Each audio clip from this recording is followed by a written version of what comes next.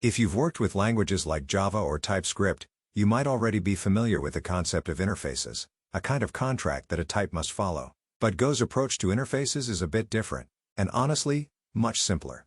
In most object-oriented languages like Java or C#, you explicitly declare that your class implements an interface. For example, you might write class dog implements animal.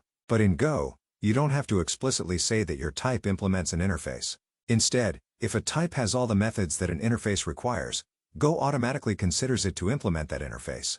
This is called implicit implementation. This means Go focuses on what you can do with a value rather than what type it is. An interface in Go is defined using the type keyword followed by a set of method signatures. For example, any type that has both area and perimeter methods automatically satisfies the shape interface. No extra keywords needed. Interfaces allow us to write flexible and reusable code. Instead of hard-coding functions to work with a specific type, we can make them work with anything that meets the interface requirements. This decouples your code from concrete implementations, making it easier to test, extend, and maintain. You can swap out dependencies without touching the core logic.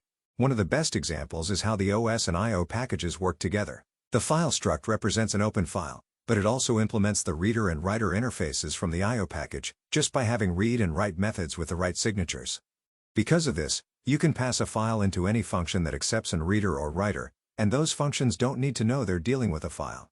For example, the copy function can copy data between any reader and writer, files, network sockets, in-memory buffers, you name it.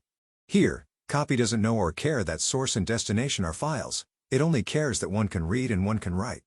Tomorrow, you could swap source for a bytes buffer or net connection and it would still work, with zero changes to copy. Go's interfaces are powerful because they're simple. No boilerplate, no explicit declarations, just define your behavior and let Go figure it out. Whether you're working with complex systems or small projects, interfaces help keep your code flexible, maintainable, and clean.